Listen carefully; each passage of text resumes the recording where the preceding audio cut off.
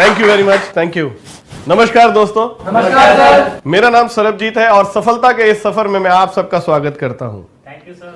हम सभी लोग अपनी लाइफ में सफल होना चाहते हैं दोस्तों, चाहे किसी भी क्षेत्र की हम बात करें। अगर हम चाहें तो उस क्षेत्र में सबसे ऊंचे मुकाम पर पहुंच सकते हैं। मेरे इस सेशन को आप सिर्फ इसलिए नहीं सुनिए कि आपको कुछ अच्छी बातें मिल जाए ताकि आप दूसरों को कह सकें। इस सेशन का आपको असली फायदा तब होगा दोस्तों जब आप इस सेशन में कही गई बातों को अपने जीवन में उतारेंगे, यानी कि जब आपके अंदर एक ट्रांसफॉर्मेशन आएगी।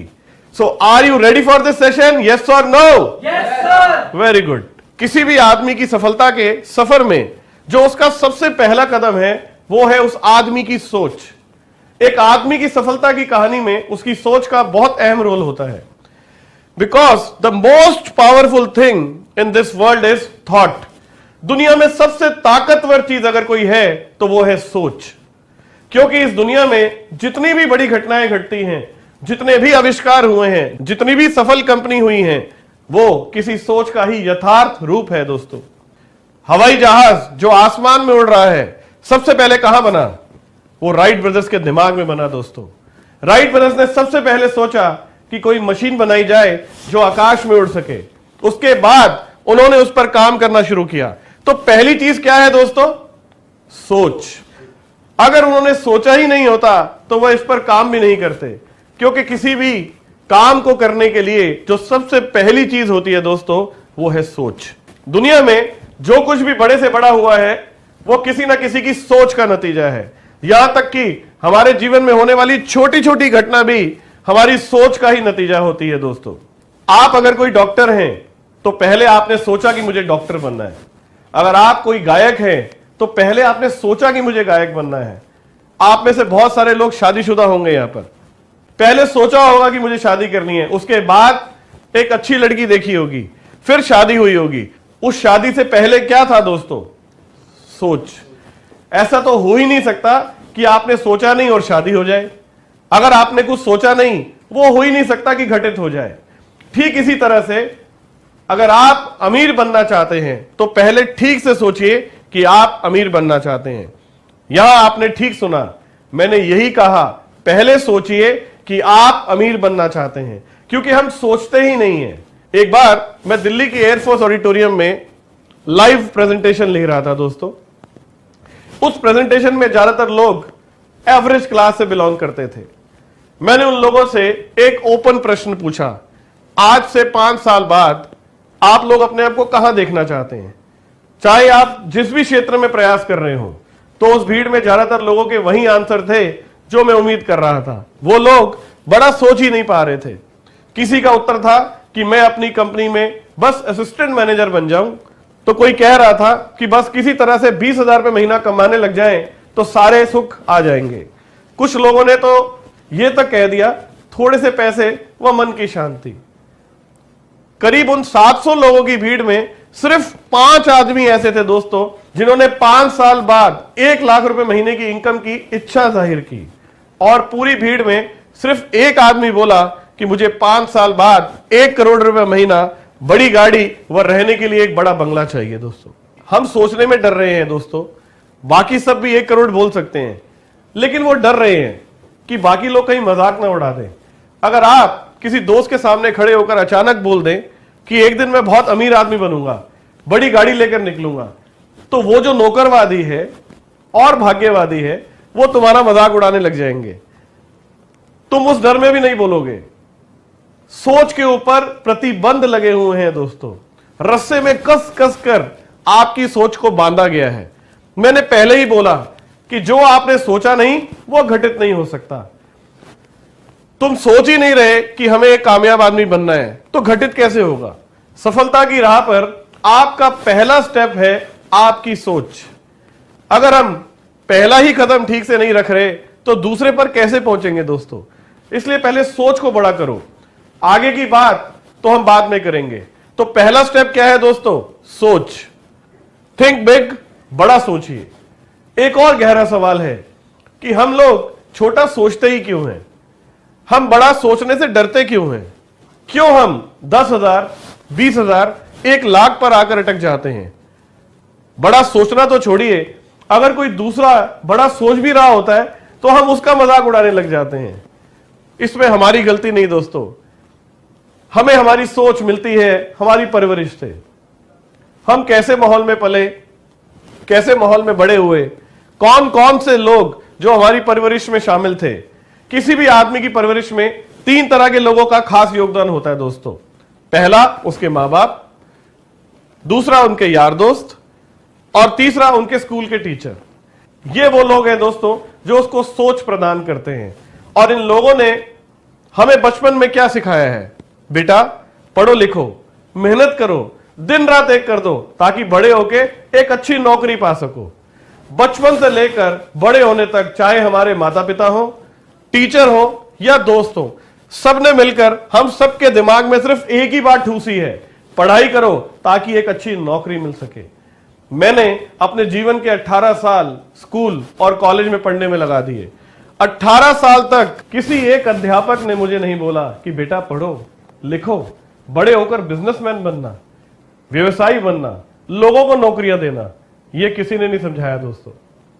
18 साल तक वो वही ठूसते रहे दिमाग में कि पढ़ो लिखो, दिन रात मेहनत करो, ट्यूशन लगाओ ताकि अच्छे नौकर बन सको। दुनिया भर के स्कूलों में सिर्फ नौकर तैयार किए जा रहे हैं दोस्तों, नौकरी देने वाला एक भी आदमी तैयार नहीं हो रहा। इसमें इन लोगों की कोई गलती भी नहीं है दोस्तों, क्योंकि वो भी ऐसे ही बड़े हुए हैं। उनके पास जो होगा वही तो वो आपको दे सकते हैं। वो आपको वो कैसे दे सकते हैं जो खुद उनके पास नहीं है। उनकी परवरिश भी वैसे ही हुई है दोस्तों। अंग्रेज हमारे देश पर राज करना चाहते थे। वो चाहते ही नहीं थे कि हम लोगों को इंडिपेंडेंट सोच दी जाए। अगर आपको पढ़ते वक्त ये महसूस हो जाए कि आप राजा बनने के लायक हैं, तो क्या अंग्रेज आप पर राज कर सकते थे? इसलिए उन्होंने एक ऐसा एजुकेशन सिस्टम तैयार किया जिसमें से इंटेलिजेंट लोगों को छांटा तो जा सके, मगर उनकी मानसिकता सिर्फ एक अच्छी नौकरी पाने की होनी चाहिए। इस देश में जिस व्यक्ति ने आजादी का सबसे बड़ा आंदोलन छेड़ा वो थे महात्मा गांधी। वो बाहर से पढ़कर आए थे, इंडिया से नहीं पढ़े दोस्तों। उन्हें मालूम था कि एंटरप्राइजिंग स्टडी क्या होती है। जब वो देश में आए तो उन्हें गुलामी बर्दाश्त नहीं हुई, क्योंकि वहां तो गुलामी सिखाई नहीं गई थी। हमारे देश को आजादी तो मिल गई दोस्तों, मगर हमारी सोच आज भी गुलाम है, क्योंकि एजुकेशन सिस्टम तो वही है जो अंग्रेजों ने चलाया था। एक बार एक बाज का अंडा कौवे के घोंसले में गिर गया। उसमें से जब बच्चा पैदा हुआ तो कौवे ने ही उसे अपना बच्चा समझकर पाला। जितनी ऊंचाई तक कौवा उड़ सकता था, उन्होंने उतनी ही ऊंचाई तक उसे उड़ने सिखाया। एक दिन जब बाज के बच्चे ने दूसरे बाज को आकाश में बहुत ऊपर उड़ता हुआ देखा, तो उसने अपनी कौवी मां से कहा, देखो मां, वो भी देखने में मेरे ही जैसा है, पर वो इतना ऊपर कैसे उड़ रहा है? क्या मैं भी उतना ऊंचा उड़ सकता हूं? तब कौवी ने उसे समझाया, नहीं बेटा, ये बड़े लोग हैं, वो ऊंचा उड़ सकते हैं, हम तुम नहीं। और उस बाज के बच्चे ने कभी ऊंची उड़ान भरने की कोशिश भी नहीं की दोस्तों। क्यों? क्योंकि उसकी ऊंची सोच का गला उसकी परवरिश ने घोट दिया। हम आप भी उस बाज के बच्चे की तरह ही है दोस्तों। जब कोई बच्चा अपनी मां से कहता है कि मां, मैं एक दिन बहुत अमीर बनूंगा, मेरे पास गाड़ी होगी, बंगला होगा, तब उसकी मां उसे डांट कर कहती है, चुप कर, हम सर्विस क्लास लोग हैं, हमेशा अपनी चादर देखकर ही पैर पसारने चाहिए, बड़ी बड़ी बातें नहीं करनी चाहिए। क्यों दोस्तों, ऐसा होता है ना? Yes sir. मैं एक बात पूछना चाहता हूं, जो लोग अमीर हैं, बड़े बंगलों में रहते हैं, बड़ी कारों में घूमते हैं, हवाई जहाज में घूमते हैं, वह किस तरह से आपसे अलग है? वही 2 हाथ, 2 पैर, वही शरीर। क्या आप किसी ऐसे आदमी को जानते हैं कि जब वो धरती पर पैदा हुआ तो भगवान ने उसे बड़ी बड़ी फैक्ट्री लगा दी, घर दे दिया, कार दे दी और बोला बेटा यहां से शुरू हो जाओ? हर कहानी जीरो से शुरू होती है दोस्तों। मैं उन लोगों की बात नहीं कह रहा जो अमीर घरों में पैदा होते हैं, मैं मुकेश अंबानी की बात नहीं कह रहा दोस्तों, मैं उनके पिता श्री धीरूभाई अंबानी की बात कर रहा हूं, जो एक गांव में पैदा हुए, जो हमारी और तुम्हारी जितनी ही आयु जिए, लेकिन जाने से पहले 65,000 करोड़ रुपए की सल्तनत छोड़ के गए दोस्तों, जिसने कौवों की तरह जीना पसंद नहीं किया, बल्कि एक बाज की तरह उड़ान भरी। तो अगर आप एक अमीर आदमी बनना चाहते हैं एक सफल आदमी बनना चाहते हैं तो सबसे पहले अपने अंदर की ताकत को पहचानें। आप वो सब कुछ कर सकते हैं जो आप करना चाहते हैं, आप वो सब कुछ पा सकते हैं जो आप पाना चाहते हैं। सबसे पहले अपने पैरामीटर्स तोड़िए और अपनी सोच को बुलंद कीजिए, खुलकर सपने लीजिए दोस्तों। यकीन करिए, इस धरती पर जो कुछ भी एक आदमी ने दूसरे आदमी के लिए बनाया है, चाहे वो बड़ी बड़ी गाड़ियां हैं, चाहे वो बड़े बड़े बंगले हैं या हवाई जहाज की यात्रा है, उस पर आपका पूरा हक है। बस आगे बढ़कर अपने हक को साबित कीजिए। तो अभी सोचिए कि अगले 5 साल के बाद आपकी इनकम क्या होनी चाहिए। यस, कौन जवाब देगा? 25 लाख रुपए महीना। Very good. सफलता का दूसरा कदम है प्रबल इच्छा। प्रबल इच्छा किसकी? उस सोच को पूरा करने की, उस सोच को अंजाम तक पहुंचाने की, यानी कि 25 लाख रुपए महीने की इच्छा भी 2 तरह की होती है दोस्तों, एक कमजोर इच्छा और दूसरी प्रबल इच्छा। इसे समझने के लिए एक उदाहरण लेते हैं। मान लीजिए रात के 11 बजे हैं, बाहर कड़ाके की ठंड पड़ रही है, आप रजाई में दुब के बैठे हैं, तभी आपके मन में एक इच्छा आती है कि क्यों ना गरम गरम टिक्की खाई जाए। अब देखना यह है कि आपकी कमजोर इच्छा है या प्रबल इच्छा है। अगर वो कमजोर इच्छा है तो आपकी ठंड उस इच्छा पर हावी हो जाएगी। आप सोचेंगे कि कौन ठंड में यार रजाई से निकलेगा, छोड़ टिक्की शिक्की, बैठकर आराम से टीवी देखते हैं और मूंगफली खाते हैं। लेकिन अगर वो इच्छा प्रबल होगी तो आप क्या करेंगे? आप रजाई हटाएंगे, उसमें से बाहर निकलेंगे, कपड़े पहनेंगे, अपने जूते कसेंगे, अपनी कार या स्कूटर निकालेंगे, शहर का चक्कर लगाएंगे, बढ़िया टिक्की वाला ढूंढेंगे और टिक्की की प्लेट बनवाएंगे दोस्तों, खाएंगे और वापस आ जाएंगे। 90% लोगों की सोच कमजोर होती है और वो रजाई में ही दुब के रह जाते हैं। मैं आपको छोटी छोटी घटनाओं से सिखाने की कोशिश कर रहा हूं। जब आपके दिल में किसी भी चीज की इच्छा होती है तो उसकी रुकावटों पर फोकस मत किया करें, उस चीज को पाने का फोकस करो। अगर आपने रुकावटों पर फोकस किया, ठंड पर फोकस किया, तो जब पैसा कमाने की बारी आएगी तो भी आप रजाई में ही दुब के रहेंगे दोस्तों। मान लीजिए आपकी इच्छा है कि आज से 5 साल बाद आप 25 लाख रुपए महीना कमाना चाहते हैं, लेकिन क्या यह आपकी प्रबल इच्छा है? नहीं। प्रॉब्लम तब होती है दोस्तों जब आप 25 लाख को एक फिगर मानते हैं। 25 लाख रुपया कुछ नहीं है। आपकी इच्छा 25 लाख के लिए कभी प्रबल नहीं हो सकती। 25 लाख के लिए आपकी इच्छा तब प्रबल होगी जब आप इसे महसूस करेंगे कि 25 लाख रुपया चीज क्या है, क्या मिलने वाला है। महसूस करो एक 5000 गज की जगह में एक बड़ा सा बंगला हो आपका, जिसमें आगे पीछे लॉन हो, स्विमिंग पूल हो, आपका अपना जिम हो, 5 कमरे हो, वह एक बड़ा सा ड्राइंग रूम हो, आपके माता पिता के लिए एक मंदिर अलग से बना हुआ हो, बच्चों के लिए खेल का हर एक सामान हो, 4-5 लंबी गाड़ियां हो, एक आपके मम्मी पापा के लिए मंदिर ले जाने के लिए, एक गाड़ी बच्चों को स्कूल से लाने व ले जाने के लिए, एक आपकी वाइफ के लिए, इन सभी गाड़ियों के लिए सफेद पोस्ट ड्राइवर हो। आपके घर की हर चीज, चाहे वो दीवारें हो, फर्श हो या घर में सजा कीमती फर्नीचर हो, सब कुछ बहुत साफ सुथरा व शीशे की तरह चमक रहा हो। उस बंगले में 6-7 नौकर हो, गेट के बाहर सिक्योरिटी गार्ड खड़े हो। आपके पास पैसों के साथ साथ अपने परिवार के साथ बिताने के लिए वक्त भी होना चाहिए, ताकि हर महीने आप अपने परिवार के साथ घूमने जा सकें। दुनिया की हर चीज आपके पास हो। जब बच्चे किसी चीज पर हाथ रख दे तो आपको यह ना सोचना पड़े कि आपके पास कितना पैसा है, क्योंकि आप जानते हैं कि आपके पास पैसा है, क्योंकि आपके पास मनी फ्रीडम है और टाइम फ्रीडम दोनों है दोस्तों। ये सारी स्टेज कब आएगी? जब आप कम से कम 25 लाख रुपए महीने का कमा रहे होंगे। इस सपने को महसूस कीजिए, क्योंकि अगर आप इस सपने को महसूस नहीं करेंगे तो 25 लाख रुपए महीना पाना आपकी प्रबल इच्छा नहीं बनेगी। और अगर ये आपकी प्रबल इच्छा नहीं बनेगी, न तो आप उस रास्ते को तलाश करेंगे जो आपकी मंजिल तक जाता है, ना ही आप उस रास्ते में आने वाली मुश्किलों से संघर्ष कर पाएंगे। तो आप में से कितने लोग हैं जिनकी प्रबल इच्छा है कि आज से 5 साल बाद वो 25 लाख रुपए महीना कमाना चाहते हैं? Good, very good. चलिए दोस्तों, अब हम सफलता के तीसरे कदम की ओर चलते हैं, लेकिन उससे पहले हम पहले 2 कदम रिवाइज कर लें। तो सफलता का पहला कदम क्या है दोस्तों? सोच। Very good. सोच नहीं, बड़ी सोच। सफलता का दूसरा कदम क्या है दोस्तों? इच्छा। इच्छा नहीं दोस्तों, प्रबल इच्छा। जब अपने सपनों को पूरा करने की इच्छा प्रबल होगी तो उससे अगली चीज आप क्या करेंगे, आप पूरा करने का रास्ता ढूंढेंगे। और अमीर बनने का रास्ता क्या है दोस्तों, वो है लेवरेज इनकम। तीसरा कदम दोस्तों, पथ यानी कि लेवरेज इनकम का रास्ता। इस सोच को पूरा करने के लिए करना क्या पड़ेगा, सीधा सीधा फॉर्मूला है, यदि समझ सके तो। नौकरी करके दुनिया में कोई कभी भी अमीर नहीं बन सकता। जितने लोग बड़ी बड़ी गाड़ियां लेकर घूमते हैं वो सब एंटरप्रेन्योर हैं, यानी जो लोग बिजनेस करते हैं। तो रास्ता क्या है, उसके लिए समझना पड़ेगा आपको चाहिए क्या। 25 लाख रुपए महीना एक फॉर्मूला है, सीधा सीधा, that is time is equal to money, यानी कि जो समय है वो पैसे के बराबर होता है। सबसे साधारण फॉर्मूला।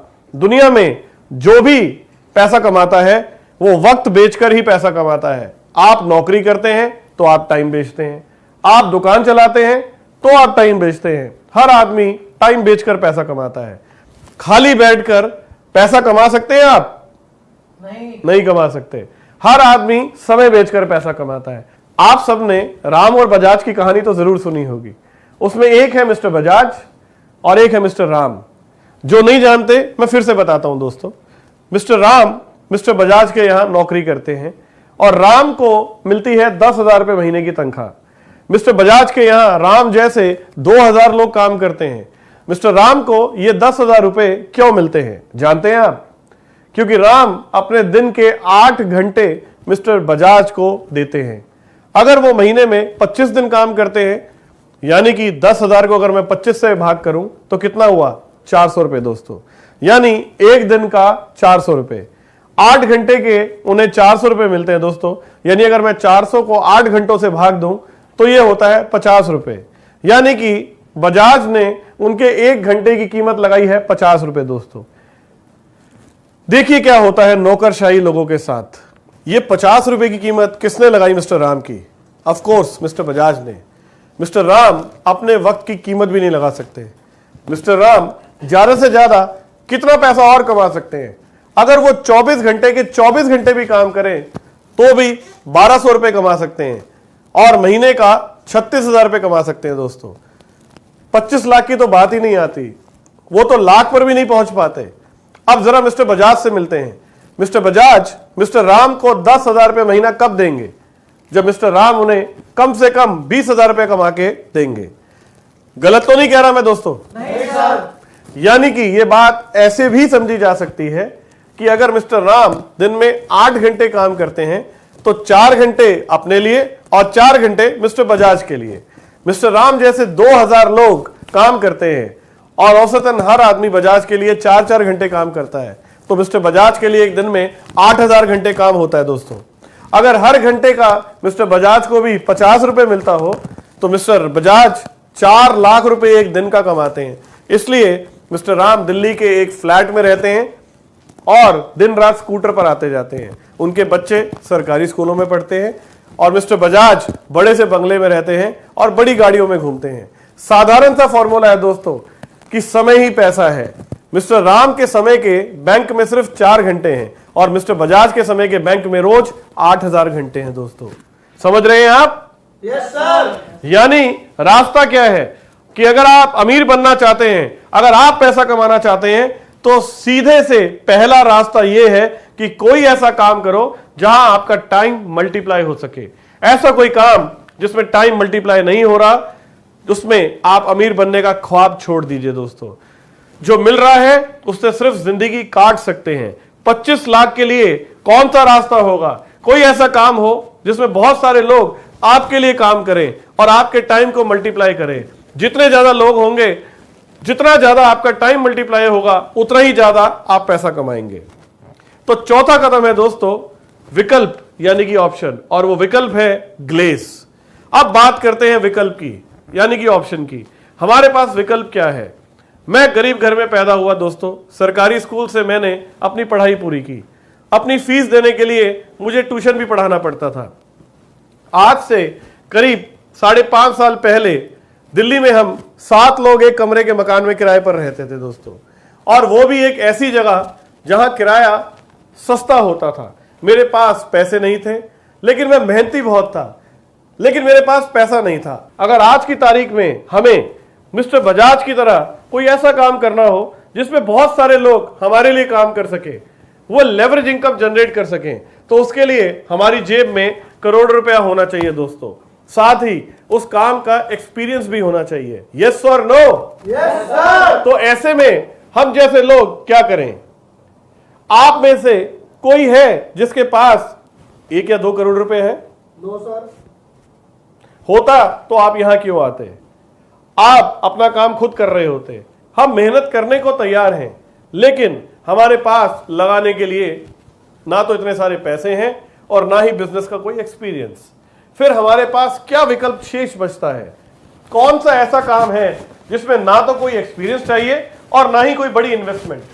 बिजनेस की दुनिया में सिर्फ एक ऐसा बिजनेस है जो लेवरेज इनकम के सिद्धांत पर बेस्ड है और उसे एक छोटी सी इन्वेस्टमेंट से शुरू किया जा सकता है, और उस बिजनेस का नाम है डायरेक्ट सेलिंग। डायरेक्ट सेलिंग में आप जितना चाहें उतना अपने टाइम को मल्टीप्लाई कर सकते हैं और जितना चाहें उतना पैसा कमा सकते हैं। मैं ये नहीं कह रहा हूं कि यह काम किसी भी दूसरे काम से आसान है। इसमें आप रातों रात सफल होने की उम्मीद मत लगाइए दोस्तों, लेकिन ये वो रास्ता है जिस पर चलकर आप अनलिमिटेड वेल्थ कमा सकते हैं, क्योंकि ये टाइम मल्टीप्लाई के सिद्धांत पर काम करता है। ये बिजनेस 100% उम्मीद के मुताबिक है, इसमें सफलता निश्चित है। मैंने सुना है कई लोगों को ये कहते कि ये बिजनेस काम नहीं करता, इसमें ज्यादातर लोग कामयाब नहीं होते, लोग अपना पैसा फंसा लेते हैं। मैं उनसे वापस एक सवाल पूछता हूं, दुनिया में कौन सा ऐसा बिजनेस है जिसमें अगर आप जरूरी मेहनत व ध्यान नहीं देंगे तो कामयाब हो जाएंगे? उनमें से 90% लोग कामयाब हो जाते हैं जो इस बिजनेस को सीख कर, समझ कर, पूरी मेहनत और लगन से करते हैं, क्योंकि ज्यादातर लोग इस बिजनेस को करना पसंद करते हैं। इस बिजनेस में ज्यादातर वो लोग कामयाब नहीं होते दोस्तों जो इस बिजनेस को बिजनेस की तरह लेते ही नहीं है। वो इस बिजनेस में इस एटीट्यूड से काम करते हैं कि चल यार एक चांस है, लेकर देख लेते हैं, अगर क्लिक कर गया तो भी ठीक है, नहीं हुआ अपना काम तो है ही। ना तो वो इस इंडस्ट्री को ना इसके पोटेंशियल को समझने का वक्त देते हैं, इसलिए उनका विजन भी क्लियर नहीं होता। वो 2-4 गेस्ट लेकर तो आते हैं, पर अगर उनमें से कोई बिजनेस शुरू नहीं करता, अपनी होम शॉप नहीं खोलता या कोई नेगेटिव हो जाता है दोस्तों, तो वो बिजनेस से क्विट कर जाते हैं और उसके बाद बाहर जाकर लोगों से कहने लगते हैं कि ये बिजनेस काम नहीं करता। ठीक उन विद्यार्थी की तरह जो खुद मेहनत ना करने की वजह से फेल हो जाते हैं और सारा दोष स्कूल और अध्यापकों पर मंड देते हैं। आपको कोई बहुत रेयर डिस्ट्रीब्यूटर मिलेगा जो कहे कि मैं 2 साल से लगातार ग्लेज बिजनेस में मेहनत कर रहा हूं और मैं कहीं पर भी नहीं पहुंचा। बाहर अगर हम एक दुकान खोलते हैं तो उसमें हजारों रुपए लगा देते हैं दोस्तों। अगर 4 दिन ग्राहक नहीं आएगा तो क्या हम दुकान बंद कर देंगे? नहीं सर। बिल्कुल ठीक, हम उस दुकान को चलाने में पूरी जान लगा देंगे। यहां भी जो लोग इस बिजनेस में कामयाब होने के लिए अपनी पूरी ईमानदारी के साथ, मेहनत के साथ काम करते हैं, वो जरूर कामयाब होते हैं दोस्तों। लेकिन जैसा कि मैंने पहले भी कहा, ऐसा तभी होगा जब हमें इस इंडस्ट्री और ग्लेज पर विश्वास होगा। और यही सफलता की राह पर 5वां कदम भी है दोस्तों, यानी कि विश्वास, यानी कि फेथ। यह है टर्निंग पॉइंट आपका। सारी बात इस शब्द पर आकर रुक जाती है दोस्तों। मान लिया कि लेवरेज इनकम करना पड़ेगा, मान लिया कि ऑप्शन भी ग्लेज है, लेकिन क्या यह विश्वास अंदर है कि यह सड़क कामयाबी की ओर जाती है? क्या यह 100% श्योर है कि इस रास्ते पर चलकर आज से 5 साल के बाद मैं 25 लाख रुपया हर महीने कमा पाऊंगा? विश्वास तो नहीं होता दोस्तों। आधा अधूरा विश्वास लेकर हम काम शुरू करते तो हैं, और यकीन मानो अगर विश्वास आधा अधूरा है तो सफलता के चांस भी आधे अधूरे हैं। एक बार एक जंगल में एक कुत्ते ने एक चूहे को बिल में जाते देख लिया और उसने बिल को खोदना शुरू कर दिया। वहां पर और भी कुत्ते थे, उन्होंने उसे देखकर खुद भी खोदना शुरू कर दिया। वो बहुत देर तक बिल खोदते रहे। जो बाद में कुत्ते आए थे वो धीरे धीरे एक एक करके हटने लगे, लेकिन जो सबसे पहले वाला कुत्ता था वो अभी भी बिल खोद रहा था। आखिर में वो चूहा उसे मिल गया, उसने अकेले खाया और डकार भी ली। जानते हैं वो क्यों लगातार खोदता रहा? क्योंकि दोस्तों उसने अपनी आंखों से उस चूहे को उस बिल में जाते देखा था। उसे विश्वास था कि चूहा इसी बिल में है। जो लोग इस इंडस्ट्री के बारे में कुछ नहीं जानते, उनको मैं बता देना चाहता हूं कि यह कोई स्कीम नहीं है, यह एक लेजिटिमेट बिजनेस है। आने वाले वक्त में ज्यादातर प्रोडक्ट इस तरह से बिकेंगे। अमेरिका में ये 60 साल पुरानी इंडस्ट्री है और वहां $100 बिलियन से भी ज्यादा कीमत के प्रोडक्ट व सर्विस आज इसी इंडस्ट्री के थ्रू मूव होते हैं। यही इंडस्ट्री अमेरिका में एक मैच्योर इंडस्ट्री बन चुकी है और इसका अंदाजा आप सिर्फ इसी बात से लगा सकते हैं कि आज वहां बहुत सारी डायरेक्ट सेलिंग कंपनियां पब्लिक लिमिटेड हो चुकी हैं और इनमें से बहुत सारी सेवी इन्वेस्टर की फेवरेट भी हैं। भारत में ये इंडस्ट्री अभी बिल्कुल इनिशियल फेज में है, इसलिए भारत में इस इंडस्ट्री का व इससे जुड़े लोगों का एक बहुत ही सुनहरा भविष्य है। काश मैं आपको अपनी आंखें निकालकर दे सकता और आप वो देख पाते जो मैं देख पा रहा हूं। मैंने उस चूहे को बिल में जाते देखा है दोस्तों, और इसलिए मैं तब तक प्रयास करता रहूंगा जब तक कि मैं अपने सपने यहां से पूरे नहीं कर लूंगा। छठा कदम, लगातार प्रयास यानी कि कंटिन्यूअस एफर्ट। विश्वास के बाद सफलता की राह पर छठा कदम है लगातार प्रयास, यानी कि तब तक कोशिश करो जब तक कि सफलता आपके कदमों में ना हो। फेलियर क्या है दोस्तों? एक अधूरा प्रयास। चलिए मैं आपको 100% सफलता का एक मूल मंत्र देता हूं और इस मूल मंत्र का नाम है लॉ ऑफ एवरेज, यानी कि औसत का नियम। यह एक ऐसा नियम है दोस्तों जिसे हम कहते हैं यूनिवर्सल ट्रुथ, जो उतना ही सच्चा है जितना कि भगवान सच्चा है। इस नियम पर शक करने का मतलब है भगवान पर शक करना, क्योंकि इस नियम का आधार ही यही है कि भगवान ने इस धरती पर हर तरह के इंसान पैदा किए हैं, हर तरह के इंसान इस धरती पर मौजूद है। औसत का नियम भी यही कहता है, आप जिस तरह का भी इंसान ढूंढना चाहते हैं वह इस धरती पर है, पर उसका एक औसत है। उदाहरण के लिए, अगर मैं एक ऐसा आदमी ढूंढना चाहता हूं जो मात्र 500 रुपए के लिए दूसरी मंजिल से छलांग लगाने को तैयार हो जाए, जैसे ही मैं आपसे यह कहूंगा आप कहेंगे ऐसा पागल कहां मिलेगा, ऐसा तो कोई हो ही नहीं सकता। लेकिन औसत का नियम यह कहता है दोस्तों कि ऐसा एक नहीं, ऐसे बहुत सारे लोग होंगे, लेकिन उन्हें ढूंढने का एक औसत है। शायद वो औसत हो सकता है कि 5000 में कोई एक हो। कितना? 5000 में कोई एक। यानी कि जब 5000 लोगों से लगातार पूछते चले जाएंगे कि क्या आप दूसरी मंजिल से कूद सकते हैं, तो औसतन उनमें से कोई एक आपकी बात मान लेगा और बोलेगा ला मैं कूद के दिखाता हूं। बड़े बड़े सनकी पड़े हैं दोस्तों इस दुनिया में। Yes yes sir. सबके सब लोग नहीं कूदते और ऐसा भी नहीं होगा कि कोई भी ना कूदे, लेकिन उसे ढूंढने का सिर्फ एक ही तरीका है और वह तरीका है लगातार प्रयास। आपको लगातार हर आदमी के पास जाकर पूछना पड़ेगा, सर हमारे पास एक स्कीम है, हम लोगों की दिलेरी चेक कर रहे हैं, जो दूसरी मंजिल से कूदेगा हम उसे 500 रुपया देंगे। आप कूदेंगे क्या? नहीं सर। ज्यादातर जवाब क्या आएगा? नो। उस नो में भी अलग अलग तरह के आदमी अलग अलग तरह के जवाब देंगे। कुछ कहेंगे पागल हो गया है क्या, दारू पी रखी है, कोई नहीं मिलेगा तुम्हें, क्यों हमारा और दूसरों का वक्त खराब कर रहे हो। कोई गाली तक दे डालेगा दोस्तों। और इसी प्रयास में आपको वो इंसान भी मिलेगा जो खुद आकर आपसे बोलेगा कि दूसरी क्या, मैं तीसरी मंजिल से कूद कर दिखाता हूं। चलो मैं आपको एक और उदाहरण देता हूं दोस्तों। आपने बंजी जंपिंग का नाम सुना है? Yes sir. जिसमें लोग पैर में रस्सी बांधकर बहुत ऊपर से नीचे कूद जाते हैं, उसको बंजी जंपिंग कहते हैं। 40-40 मंजिल से लोग छलांग लगा देते हैं दोस्तों। अगर आप सबको मौका मिले तो आप में से कितने लोग हैं जो 40 मंजिल से पैर में रस्सी बांधकर कूदने को तैयार हो जाएंगे? देखा, यही है दोस्तों औसत का नियम। ये काम करता है। यहां कम से कम 70 लोग होंगे, 70 में से 3, यानी अगर हम बंजी जंपिंग की औसत निकालें तो 70 में से 3 का मतलब हो गया करीब 25 में से 1, तो औसत हुआ 25 में से कोई एक बंजी जंपिंग के लिए हां करेगा और 24 मना करेंगे। हर चीज का औसत है दोस्तों। आप सबने यह सुना है, सिखों के 10वें गुरु गोविंद सिंह जी अपने शिष्यों की एक सभा ले रहे थे। उसमें कई सौ लोग बैठे हुए थे। उन्होंने पूरी भीड़ से एक प्रश्न किया कि तुम में से कौन वीर है जो गुरु के लिए शहीदी देगा। पूरी भीड़ में से सिर्फ एक हाथ खड़ा हुआ, मैं दूंगा। गुरु महाराज उसे तंबू के पीछे ले गए। वहां एक बकरा खड़ा किया हुआ था दोस्तों। उन्होंने अपने शिष्य से कहा कि चीखो। वो चीखा तो गुरुजी ने उस बकरे की गर्दन काट दी। खून बहकर बाहर निकला। लोगों ने सोचा कि वो शहीद हो गया। गुरु महाराज फिर से बाहर आए और उन्होंने फिर से वही प्रश्न किया तो एक और हाथ खड़ा हुआ। उसे पता था कि उसके साथ क्या होना है, फिर भी उसने हाथ खड़ा किया। उसके साथ भी उन्होंने वैसा ही किया। एक एक करके 5 लोग ऐसे खड़े हुए जो शहीदी देने के लिए तैयार हो गए दोस्तों, जिन्हें बाद में गुरु महाराज ने 5 प्यारों के नाम दिया दोस्तों। यह भी एक औसत का नियम है। उस भीड़ में से सबके सब खड़े नहीं हुए, लेकिन ऐसा नहीं था कि कोई भी खड़ा नहीं हुआ।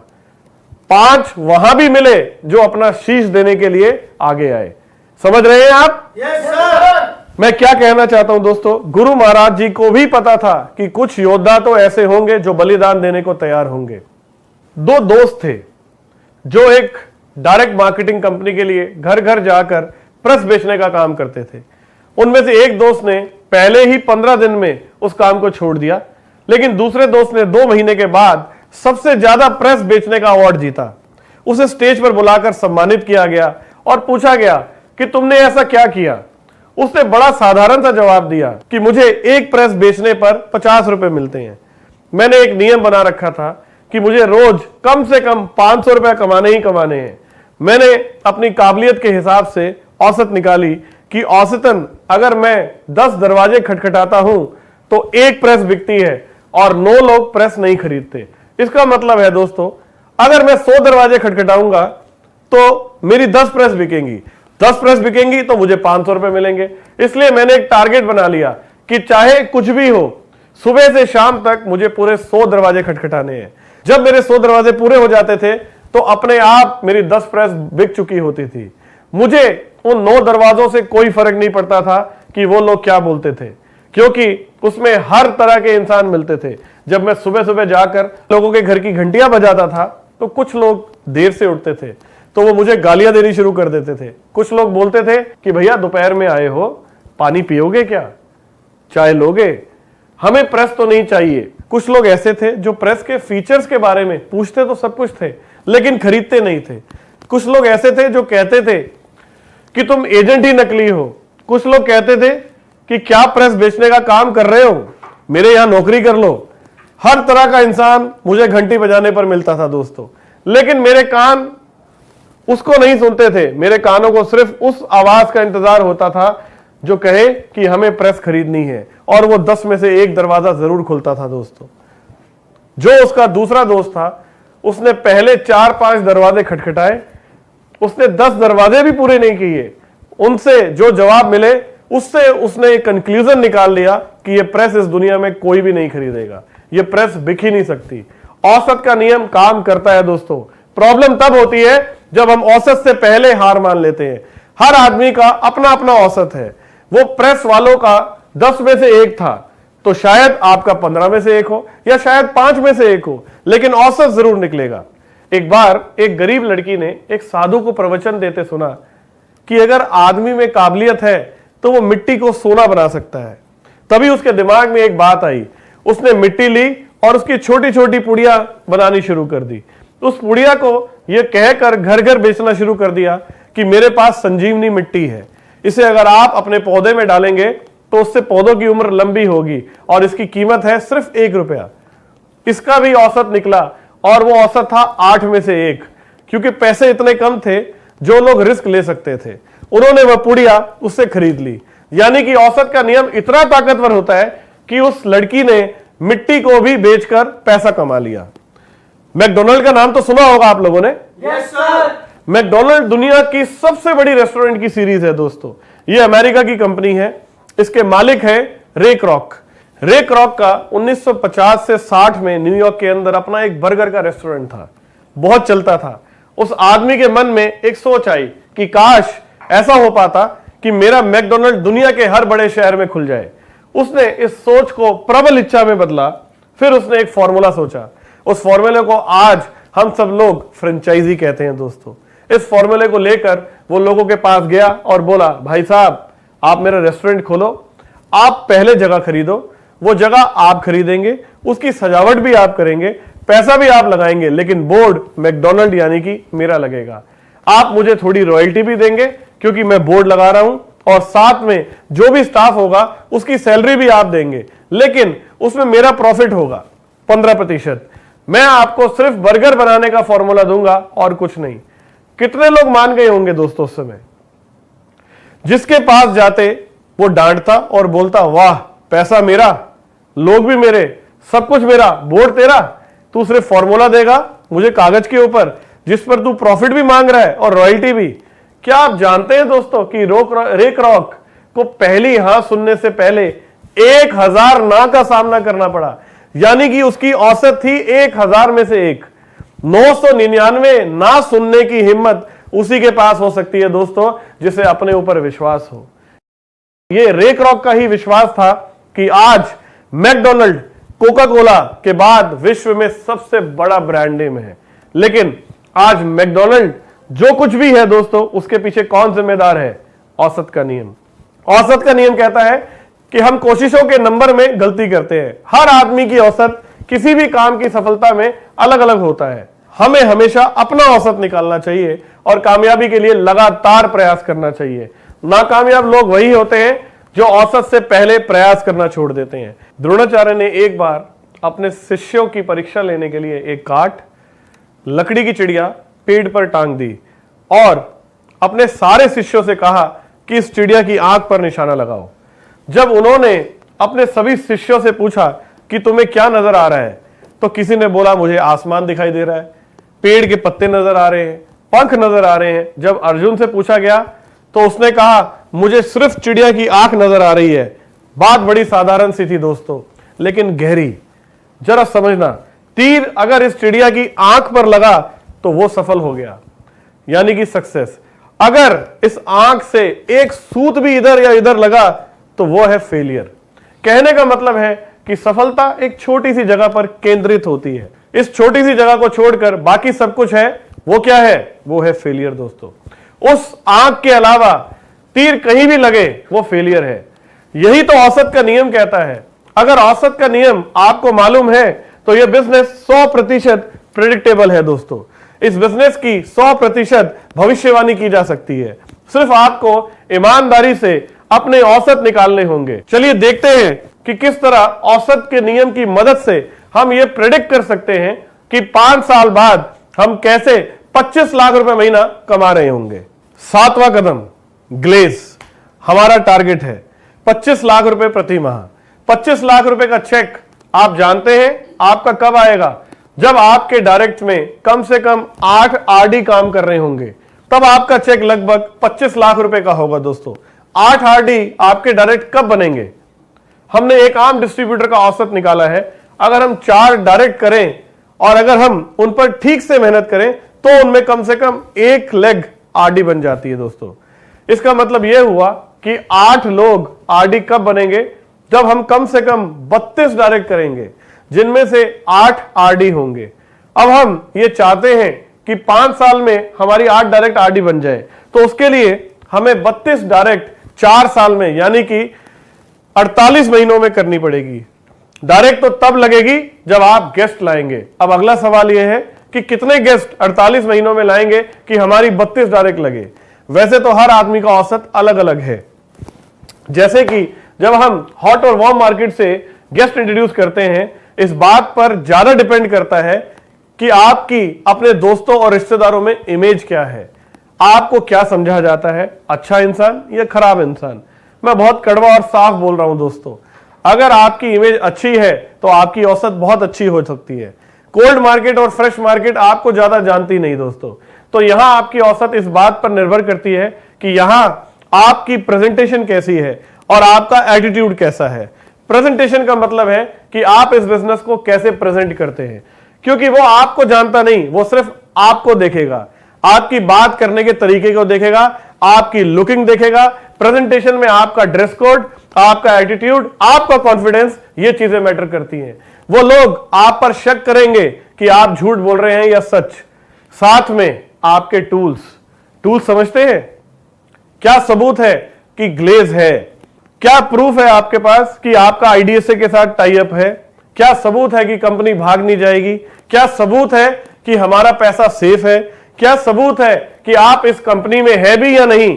कोल्ड मार्केट और फ्रेश मार्केट सबूत चाहती है, आपके चेक की फोटोकॉपी चाहती है, और सबसे इंपॉर्टेंट है आपका एटीट्यूड। हर एक का औसत अलग अलग होता है, लेकिन औसत सबका होता है। अगर आप जाकर किसी से गंदे से गंदा ये भी बोले कि एक मेंबर बनाने वाला काम किया है, आदमी फंसाने हैं, तब भी एक औसत निकल जाएगा दोस्तों। वैसी सोच वाले भी मिल जाएंगे। औसत हर एक का होता है, हर आदमी बिजनेस करता है, प्रयास की संख्या कम या ज्यादा हो जाती है। जैसे जैसे आपकी प्रेजेंटेशन सुधरती जाएगी, यह औसत और सुधरता जाएगा। अभी 15 में से एक है, फिर 5 में से एक भी आ जाएगा दोस्तों। मेरा औसत तो और भी शानदार होता है दोस्तों, मैं 4 में से 2 की होम शॉप खुलवा ही देता हूं। समझ रहे हैं कि मैं क्या कहना चाहता हूं? Yes yes sir. ये तो मैंने आपको समझाने के लिए बताया। हम ये मान लेते हैं कि एवरेज आप 10 में से एक को बिजनेस शुरू करवाते ही हैं, उसकी होम शॉप खुलवाते ही हैं। कितनी सेल चाहिए आपको? 32 डायरेक्ट, यानी कि दोस्तों 32 गुना 10 बराबर है 320 गेस्ट। तो कितने गेस्ट हुए? 320 गेस्ट। 320 गेस्ट कितने हुए? मतलब औसत अगर 7 गेस्ट हर महीने, कहने का मतलब है दोस्तों कि अगर आप आज से 5 साल के बाद 25 लाख रुपए महीने का चेक चाहते हैं तो उसके लिए आपको उसकी कीमत देनी होगी। वो है 7 गेस्ट प्रति माह इस ऑफिस में लाने पड़ेंगे। सभी का औसत अलग अलग है, किसी का 12 में से भी हो सकता है और किसी का 6 भी हो सकता है, किसी का 5 भी हो सकता है। समझ रहे हैं कि क्या कहना चाहता हूं? Yes yes sir. अगर आपका औसत निकल रहा है तो शायद 50 लाख आ जाएगा। बुरा तो नहीं मान जाएंगे ना कि अगर 25 लाख सोचते थे तो 50 लाख आ गए? बुरा तो नहीं मानेंगे? No sir. Thank you. तो आज से आपका टारगेट है 10 गेस्ट प्रति माह आने ही आने हैं। अब छोटी सी दुविधा आपकी हो जाएगी, आप सोचेंगे कि 480 गेस्ट, सर मुझे तो 80 गेस्ट भी नहीं जानते। Yes or no? Yes sir. यही तो प्रॉब्लम है। मैंने पहले ही कहा कि बात तो पहले स्टेप से शुरू होती है। आप यहां तक पहुंचे ही नहीं। अगर इच्छा प्रबल है तो यह थोड़े ही देखना पड़ेगा कि ठंड कितनी है और क्या करना पड़ेगा। रजाई हटानी पड़ेगी तो पड़ेगी। मुझे एक बात बताओ, जब आपके अंदर कोई इच्छा ही नहीं थी तो बेकार में तुम्हारे 80 दोस्त बन गए। आज तुम्हारे जीवन, तुम्हारे सपनों का सवाल है, तो क्या तुम 400 और दोस्त नहीं बना सकते? दोस्तों क्या लोगों ने मना कर रखा है आपसे दोस्ती करने से? साधारण सी बात है। अगर आप एक फैक्ट्री चला रहे हैं और फैक्ट्री में लोहा खत्म हो जाए तो क्या फैक्ट्री को ताला लगा देंगे? नहीं सर। क्या करेंगे? लोगों से बात करेंगे और अपनी फैक्ट्री में लोहा या रॉ मटेरियल डलवाएंगे। बड़े बड़े बंगलों में रहना, बड़ी बड़ी गाड़ियां चलानी है, तो यह कीमत है दोस्तों उसकी। Yes or no? Yes sir. अब आप इतनी बड़ी ऑर्गेनाइजेशन चलाने जा रहे हैं, आप उम्मीद कर रहे हैं कि मेरी ऑर्गेनाइजेशन 25 लाख की हो, और आप जानते हैं कि आज पैसा लोगों से मल्टीप्लाई होता है। पैसा तब आएगा जब लोग आपके लिए काम करेंगे, तो उसके लिए आप लोगों से दोस्ती नहीं कर सकते। यह उनका काम है, उनका काम का हिस्सा है लोगों से मिलना, उनका मिशन है लोगों से मिलना। बचे हुए वक्त में आपके एक दिन में 24 घंटे हैं, 2 घंटे बहुत है लोगों से मिलने के लिए। अब सवाल यह है कि लोग मिलेंगे कहां? बात वही है कि जब सोच आती है तो रास्ता भी आता है। कहां मिलेंगे लोग? सुबह सुबह सब खाली होते हैं। कोई मंदिर में पहुंचा होता है, कोई पार्क में पहुंचा होता है, कोई जिम में कसरत कर रहा होता है। समझ रहे हैं ना आप? कोई धर्म सभा में बैठा होता है, कुछ लेडीज किटी पार्टी कर रही होती हैं। कितने खाली हैं लोग हमारे देश में, आपको तो मालूम ही है। अगर आपकी इच्छा है तो आप उन्हें ढूंढ सकते हैं। अगर आपकी इच्छा प्रबल है तो सुबह उठना ही पड़ेगा। मैं प्रैक्टिकल आपको बताता हूं दोस्तों, हमारा सपना है 25 लाख रुपए का। मैं सुबह पार्क से वापस आ रहा था, वहां आईसीआईसीआई बैंक के कुछ लड़के लड़कियां खड़े थे। उन्होंने आईसीआईसीआई की कैंप लगाई हुई थी। जब मैं वहां से जा रहा था तो मेरे अंदर का नेटवर्कर जाग गया। मैंने सोचा कि यहां तो नेटवर्कर घूम रहे हैं और ये मार्केटिंग कर रहे हैं, कैसे छोड़ दूं इन लोगों को। मैं उनके पास गया और मैंने उनसे बात करनी शुरू की। हेलो फ्रेंड्स, आप लोग आईसीआईसीआई की मार्केटिंग कर रहे हैं, मुझे आप लोग एक्टिव लग रहे हैं। जब आप यहां से फ्री हो तो मुझे मिलें, मेरे पास आप लोगों के लिए बहुत बढ़िया काम है। बुरा तो नहीं मानेंगे ये लोग? बुरा तो नहीं मानेंगे ये लोग? नहीं, बिल्कुल ठीक। आप पार्क में घूमने निकले, यहां कुछ लोग ऐसे हैं जो रेगुलर घूमने आते हैं। वहां एक अंकल जी रोज घूमने आते हैं। पहले दिन मैं उन्हें देखकर हल्का सा मुस्कुराया। कुछ लोग आपको जवाब देंगे, कुछ ना दें। जब मैं ग्लेज में था, आपने देखा होगा अखबार में लिखा होता था वॉक इन इंटरव्यू, यानी कि जितने भी यंगस्टर हैं वो इंटरव्यू देने आए, मैं भी पहुंच जाता था। जितने लोग इंटरव्यू देने आते थे सब दोस्त होते थे, क्योंकि सबको नौकरी चाहिए थी। ये बात तो बहुत छोटी सी है, डिपेंड करता है कि आपकी इच्छा कितनी प्रबल है। अगर आप नेटवर्कर हैं तो दिल्ली में जितने लोग घूम रहे हैं उन सब में तुमको नेटवर्कर नजर आना चाहिए। दिल्ली क्या, यहां तक कि आप जिस भी शहर में रहते हैं वहां आपको एक एक आदमी में नेटवर्कर नजर आना चाहिए। औसत का नियम है कि अगर आप 10 से बात करेंगे तो 8 आपको जवाब नहीं देंगे, लेकिन 2 आपके साथ आपके टाइम को मल्टीप्लाई करने वाले हैं। अब आगे चलते हैं दोस्तों। कितने गेस्ट चाहिए आपको? 500। कितने साल में? 5 सालों में। 5 सालों में कितने महीने होते हैं? 60 महीने। हम 48 मान के चलते हैं, क्योंकि 1 साल तो आरडी बनने में लग जाएगा। 12 गुना 4 यानी कि 48, यानी हर महीने कितने गेस्ट हुए? अगर आप 10 लाते हैं तो 4 पॉजिटिव होंगे। अगर आप नेटवर्कर हैं और किसी भी लेवल पर हैं और अगर इस महीने आपके 10 गेस्ट ऑफिस में नहीं पहुंचते हैं तो आप नेटवर्कर नहीं है दोस्तों। आप अपने सपनों से खिलवाड़ कर रहे हैं। आपको ये गेस्ट लाने ही लाने हैं, और ये भी ध्यान रखिए कि पीछे बैंक खाली नहीं होना चाहिए। रोज 3 से 4 घंटे नए लोगों से मिलने में बिताएं। मैं एक बहुत बड़े नेटवर्कर को जानता हूं जिनका नाम है मार्क यार्नेल। वह कहते हैं कि सक्सेसफुल लोगों से सीखना चाहिए, लेकिन हम लोग असफल लोगों से घिरे हुए हैं।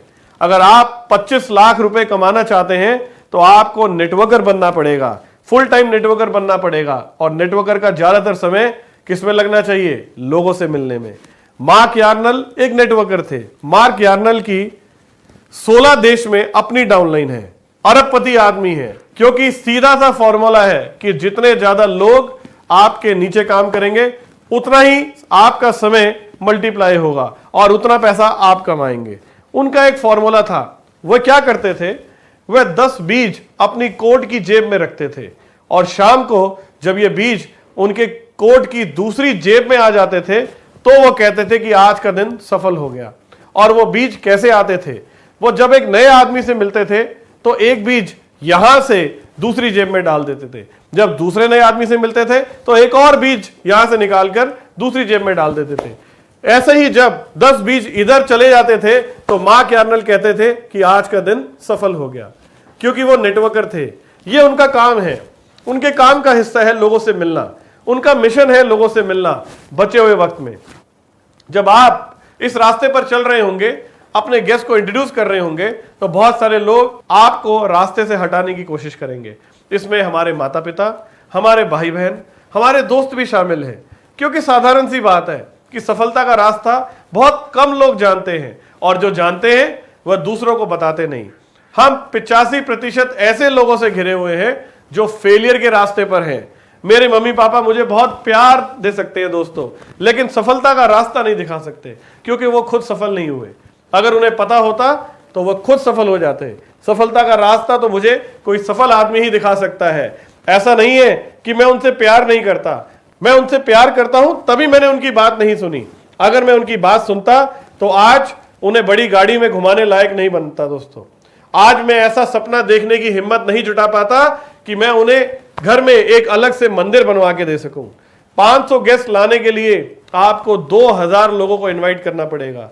2000 में से 1500 आपको गोली भी देंगे और 500 पहुंचेंगे। इसलिए आपको 2-2500 दोस्त बनाने हैं 5 सालों में। जिनकी इच्छा प्रबल होगी वो रजाई हटाएंगे, घर से बाहर जाएंगे और टिक्की खाएंगे। यहां भी औसत का नियम काम करता है दोस्तों। मैंने बहुत सारे लोगों से बात की है आज। आप में से कुछ हैं जो मेरी बात सुनकर उस पर अमल करेंगे और आज से 5 साल के बाद यहां पर ग्लोबल डायमंड डिस्ट्रीब्यूटर बनकर खड़े होंगे। बाकी अभी 48 घंटों के अंदर ये सब भूल जाएंगे और वापस अपने काम धंधे पर लग जाएंगे, वापस वही जिंदगी जिएंगे जो वो बिता रहे थे। ये भी औसत का नियम है और एक कड़वा सच है। मेरी नजर उन पर है जो उठकर ऊपर आने वाले हैं दोस्तों। अंत में मेरी शुभकामनाएं आपके भविष्य के लिए। जय हिंद, गो गैलवे।